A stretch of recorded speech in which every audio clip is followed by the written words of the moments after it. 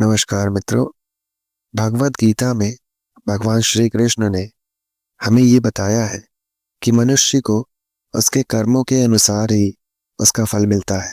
अच्छे कर्म का अच्छा फल और बुरे कर्म का बुरा फल। एक आम आदमी यही सोचता है कि यदि वो अपने जीवन में अच्छे कर्म करेगा, दान धर्म करेगा, तो उसे अवश्य ही स्वर्ग की प्राप्ति होगी। परंतु क्या ऐसा वास्तव में होता है? क्या अच्छे कर्म मनुष्य को स्वर्ग की प्राप्ति करवा सकते हैं? तो इस बात को इस वीडियो के माध्यम से हम आपको बताएंगे, परंतु इस वीडियो को आपको पूरा देखना होगा, तभी आप जान पाएंगे कि अच्छे कर्म स्वर्ग का रास्ता तय करा पाते हैं या नहीं। लेकिन मित्रों, यदि इस चैनल पर आप नए हो तो इसे सब्सक्राइब कर लें और बेल आइकन को प्रेस कर लें, और ये वीडियो आपको अच्छी लगे तो इसे लाइक अवश्य करें। स्वर्ग में जाने का असली हकदार कौन होता है? ऐसे कौन से कर्म होते हैं जिन्हें करने मात्र से प्रत्येक मनुष्य के सारे कष्ट और पाप समाप्त हो जाते हैं? एक बार की बात है, धरती पे 4 लोगों की मृत्यु एक ही समय पर अलग अलग प्रदेशों में हो जाती है, जिनमें 3 पुरुष थे और एक महिला थी। यमराज के दूत ठीक उसी समय पर मरने वालों को लेने के लिए आते हैं। एक व्यक्ति तो अवध देश का राजा था, दूसरा व्यक्ति एक व्यापारी सेठ था, और तीसरा एक पूजा पाठ करने वाला पंडित था, और चौथा एक गरीब औरत थी जो दिन भर मेहनत करके अपने परिवार का पेट पालती थी। राज के दूत इन चारों के पास एक साथ पहुंचे और इनको लेकर धर्मराज के पास आकाश मार्ग से जा रहे थे। जब इन चारों को यमराज के पास ले जाया गया तो चारों यही सोच रहे थे कि हम में से स्वर्ग कौन जाएगा और नरक में कौन जाएगा। उस समय यमराज अपने आसन पर विराजमान नहीं थे। तब तक ये चारों आपस में बातचीत करते हुए कहते हैं, तीनों मनुष्य बोलने लगे, मुझे तो स्वर्ग की प्राप्ति होगी। परंतु चौथी जो औरत थी वो बहुत शांत खड़ी थी। सबसे पहले राजा कहने लगा, मुझे तो यमराज पक्का स्वर्ग में ही भेजेंगे, क्योंकि मैंने सबकी बहुत सहायता की है। मैं तो एक विश्वविख्यात राजा हूँ। मैंने अपने जीवन काल में अनेक सत्कर्म किए हैं और धरती लोक पर अपना खूब नाम कमाया है, जिससे हर व्यक्ति मेरे राज्य में बहुत खुश था। चारों ओर मेरे अच्छे कर्मों की चर्चा होती है। मेरे द्वार पर कोई भी याचक खाली हाथ नहीं लौटता था। मैंने सबको भिक्षा दी है। मुझसे जितना हो सका मैंने उससे बढ़ चढ़कर सबको दिया है। इसलिए वो मुझे आशीर्वाद देंगे, जिससे मुझे पुण्य मिले और वो जीवन भर मेरा नाम कभी न भूल पाए। हर तरफ मेरे नाम का ही गुणगान हो। मेरे अवध राज्य में मेरे ही नाम का गान हो रहा है। वो राजा आगे बोला, मेरे द्वारा दिया गया दान लाखों लोगों का भला कर रहा है।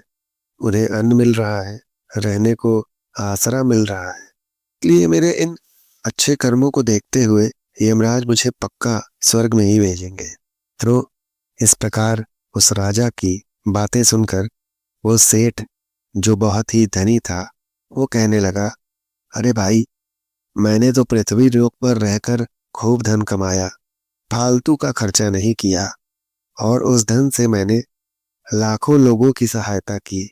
मैंने अपनी कमाई का कुछ हिस्सा हर बार दीन दुखियों और गरीबों की सहायता में लगाया है, जिसकी वजह से मुझे अवश्य ही पुण्य मिलेगा और यमराज मेरे अच्छे कर्मों को देखते हुए मुझे स्वर्ग में जरूर भेजेंगे।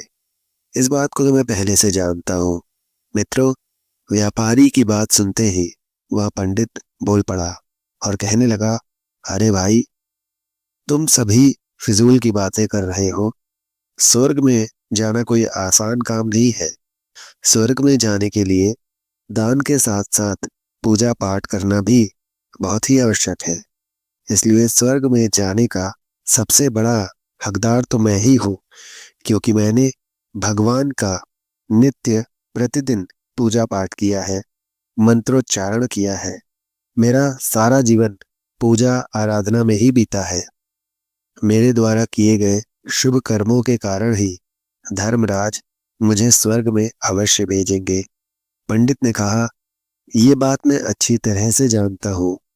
इस प्रकार तीनों पुरुष अपनी अपनी बातें करते रहते हैं और अपने अपने विचार सबके सामने रखते हैं। फिर वो तीनों लोग उस चौथी औरत को देखने लगे जो मजदूरी करती थी। उन्हें सोचा कि देखते हैं अब ये क्या कहती है, क्या इसने भी कोई अच्छा काम किया है या फिर नहीं किया है, या फिर इसका पूरा जीवन खाली मजदूरी करते हुए ही और दूसरों के अधीन काम करते हुए ही बीता है। वो औरत उन सबकी बातों को चुपचाप नीचे नजरें झुकाए खड़े हुए सुन रही थी, परंतु वे तीनों अपनी ही प्रशंसा को बड़े गर्व के साथ करने में व्यस्त थे। तभी यमराज सारथी भैंसे पर बैठकर अपने साथी चित्रगुप्त के साथ दरबार में उपस्थित हो जाते हैं। मित्रों, चित्रगुप्त के हाथों में एक मोटी सी किताब थी। उस किताब में समस्त प्राणियों कर्मों का लेखा जोखा था। यमराज अपनी सवारी से उतरते हैं और अपने सोने के आसन पर विराजमान हो जाते हैं। फिर चित्रगुप्त से उन चारों के पाप पुण्य का हिसाब किताब देखने के लिए कहते हैं। चित्रगुप्त ने सबसे पहले अवध देश के राजा के पास आवाज लगाई और उसे अपने पास बुलाया और उससे पूछा कि तुम तो बड़े विख्यात राजा थे। धरती पर तुमने अपने पूरे जीवन काल में कौन कौन से कर्म किए हैं तथा जितने लोगों को दुख दिया है और जितने लोगों का भला किया है, मैं अपनी पुस्तक में देखकर यह फैसला करूंगा कि तुम स्वर्ग में जाने के योग्य हो या नहीं हो।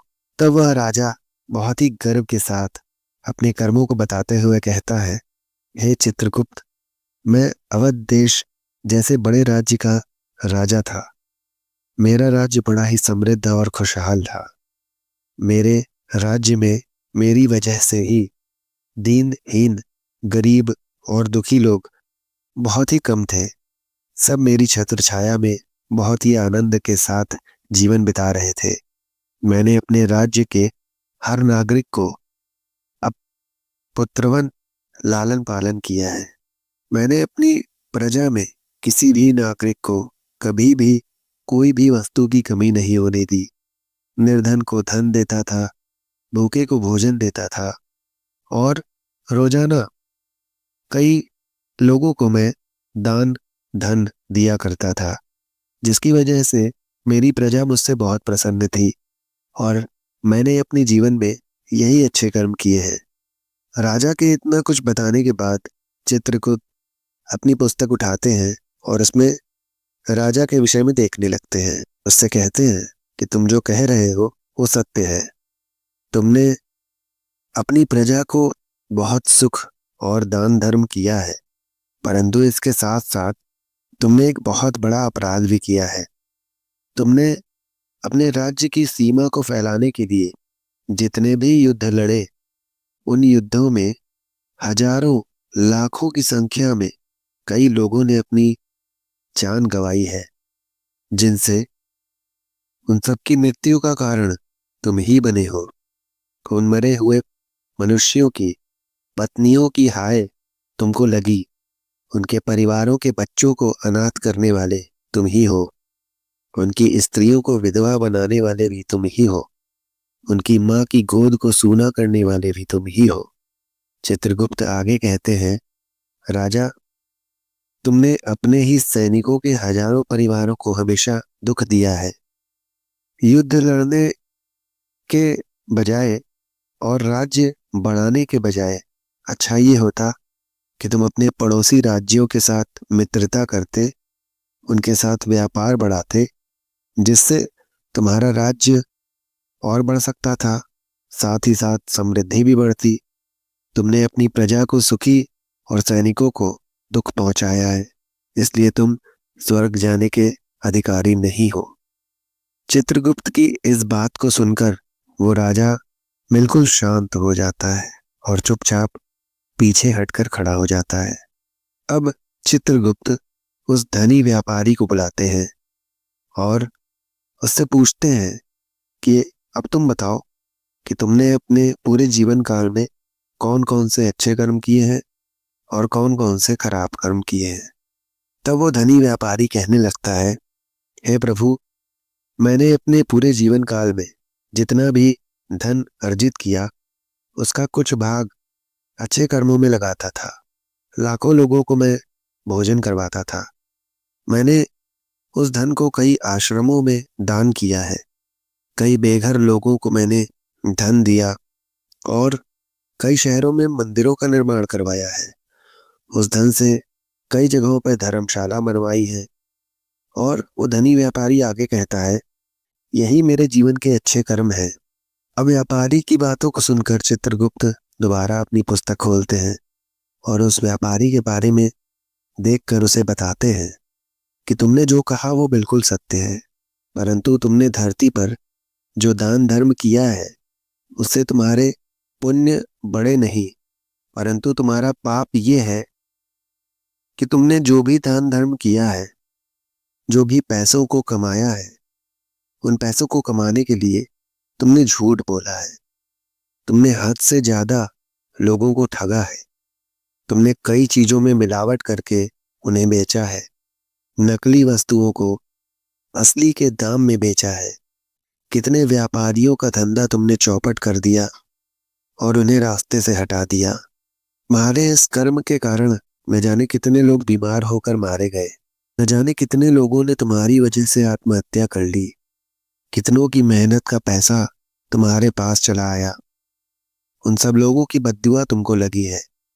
तुम्हारे जो पाप कर्म थे, वो तुमने जो भी कुछ अच्छा काम किया उसकी वजह से तुम्हारे सारे पुण्य शून्य हो गए हैं।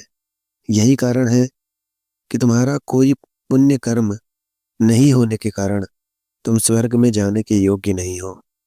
चित्रगुप्त की बातों को सुनकर वो धनी व्यापारी उदास मन से पीछे होकर खड़ा हो जाता है। अब चित्रगुप्त उस पंडित को बुलाते हैं और अपनी किताब खोलते हैं। पहले वो पंडित से पूछते हैं कि पंडित जी, आपने कौन से अच्छे कर्म किए हैं। तब पंडित जी बताते हैं कि मैंने अपने जीवन काल में लाखों शिष्यों को ज्ञान दिया है। हजारों यज्ञों के अनुष्ठान को कराया है। लाखों मनुष्यों के घरों में पूजा पाठ करवाया है। मैंने अपना दिन रात भगवान की भक्ति में समर्पित कर दिया है। मैंने अपनी बुद्धि के चलते हजारों कन्याओं का विवाह कराया है। लाखों लोगों की आत्मा की शांति के लिए पिंडदान श्राद्ध करवाया है। मैंने असंख्य लोगों का मार्गदर्शन किया है। इससे ज्यादा और अच्छा कर्म क्या हो सकता है। चित्रगुप्त अपनी पुस्तक में देखकर उस पंडित से कहते हैं, पंडित जी, आप बिल्कुल सत्य कह रहे हैं। आपने वास्तव में हजारों लोगों को ज्ञान दिया है, लेकिन आपसे एक गलती हुई है। आपने स्वयं कभी भी उस ज्ञान पर अमल नहीं किया। आपने सैकड़ों यज्ञ पूजा अनुष्ठान करवाए, परंतु आपने उन सबको कभी निस्वार्थ भाव से नहीं किया। तुम हमेशा धन के लालची रहे हो, इसलिए तुम भी स्वर्ग में जाने के योग्य नहीं हो। अब वो पंडित भी उदास होकर पीछे हो जाते हैं। अब बेचारी वो अकेली औरत बचती है जो मजदूरी करती थी। वो औरत अपने मन में सोच रही थी कि अब तक मैं जिनको इतना महान समझ रही थी, उनमें से कोई भी स्वर्ग में जाने के योग्य है ही नहीं। इसे स्वर्ग में जा सकती हूँ। मुझे तो स्वर्ग की कल्पना भी नहीं करनी चाहिए, क्योंकि ना तो मैंने कोई पूजा पाठ की, कोई दान धर्म का काम मैंने कभी अपने जीवन काल में किया है। मैंने तो सिर्फ मेहनत मजदूरी करके अपने सारा जीवन अपने परिवार के नाम ही कर दिया था। पति के मरने के बाद मैंने अपनी पुत्री और सास की सेवा की। यही सब बातें वो औरत सोच रही थी कि इतने में चित्रगुप्त उसे आवाज लगा देते हैं। अब वो औरत चित्रगुप्त के पास जाती है और उनसे कहती है, हे प्रभु, मैंने धरती पर एक गरीब और दुख और कष्टों से भरे घर में जन्म लिया था। दान, हवन, पूजा, ये सब मैं करने के लायक ही नहीं थी, और ना ही मैंने कोई शुभ कर्म किए हैं। मैंने तो सिर्फ अपने परिवार का लालन पालन पोषण करने में ही सारा दिन बिता दिया करती थी। वो भी मैं बड़ी मुश्किल से ही कर पाती थी। मैं जानती हूँ मैं स्वर्ग में जाने के योग्य नहीं हूँ। मैंने तो धरती पर भी नरक भोगा है और आगे भी नरक में ही जाऊंगी। मेरी वहीं जाने की हैसियत है। वो औरत के आगे कहती है, किंतु हे प्रभु, मेरी एक इच्छा है। मैं स्वर्ग में जा तो नहीं पाऊंगी, लेकिन मैं एक बार स्वर्ग को अपनी आंखों से देखना चाहती हूँ। इससे अधिक मेरी कोई इच्छा नहीं है, क्योंकि मैंने ऐसा कोई काम ही नहीं किया है जो मुझे स्वर्ग में जगह मिले। क्योंकि मेरे पास इतना समय ही नहीं बचता था कि मैं किसी अन्य व्यक्ति की सेवा कर सकूं। मैं अपने सास की सेवा में ही लगी रहती थी। मैंने लोगों को समय न देकर वो समय अपने बूढ़े माँ बाप की सेवा में लगाया। उनको भोजन खिलाना पिलाना मेरा मुख्य काम था। उनके वस्त्र बदलना, ये सब मुझे करना पड़ता था, क्योंकि वो बीमार थे। मंदिर जाने का मुझे मौका ही नहीं मिलता था। उस औरत की बातें सुनकर चित्रगुप्त ने अपनी पुस्तक में देखा और पूछा, हे देवी, तुम ध्यान से सोचकर बताओ कि तुमने भी कभी कोई पुण्य का काम किया। तब उस औरत ने अपने पूरे जीवन काल को एक बार याद किया, और तब उसे याद आया कि एक बार उसे बहुत तेज भूख लगी थी और वो खाना खाने के लिए बैठी ही थी कि इतने में वहां एक बहुत ही कमजोर और बीमार कुत्ता आ जाता है, जो ठीक से चल भी नहीं पा रहा था। वो उसके सामने आकर बैठ जाता है, और उस औरत ने अपनी रोटी उसे देख दी थी। वो कुत्ता बहुत भूखा था। रोटी पाते ही वो तुरंत उसे खा गया। उस औरत ने बताया कि उस कुत्ते को रोटी देने के बाद मैंने पूरे दिन भूखे पेट रहकर ही काम किया था। उस औरत की बात जब चित्रगुप्त और यमराज ने सुनी तो यमराज मुस्कुराए। तब स्वयं यमराज ने उसका हाथ पकड़कर बड़े सम्मान के साथ उस औरत को स्वर्ग में जगह दे दी। उससे बोले कि वास्तव में आप ही स्वर्ग में रहने की अधिकारी हो, क्योंकि प्रत्येक जीव पर दया भाव दिखाना ही सबसे बड़ा पुण्य कर्म होता है। मनुष्य जो भी काम निस्वार्थ भाव से करता है, वास्तव में उसको उसका ही पुण्य मिलता है। निस्वार्थ भाव से किए गए जन कल्याण के कार्य आपके सैकड़ों पापों को नष्ट कर देते हैं। यमराज आगे कहते हैं कि लालच, मोह और स्वार्थ के वशीभूत होकर व्यक्ति द्वारा किया गया शुभ कर्म भी फलदायी नहीं होता। इसीलिए हमें ध्यान रखना चाहिए कि जीवन में अच्छे कर्म अच्छी भावना के साथ करें। ऐसा नहीं होना चाहिए कि आपके पास किसी से धन उधार लेकर या छीन कर उसे अच्छे कामों में लगाया हो। वो धन भी आपको नरक में ले जा सकता है। हो सकता है आप उसके भागीदारी बन जाए।